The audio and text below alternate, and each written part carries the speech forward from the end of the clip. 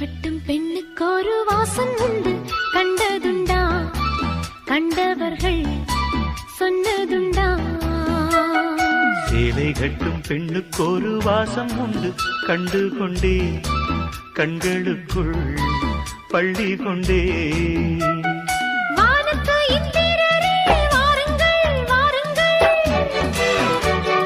பெண்ணுக்குள் என்ன இன்பம் கூறுங்கள் கூறுங்கள்.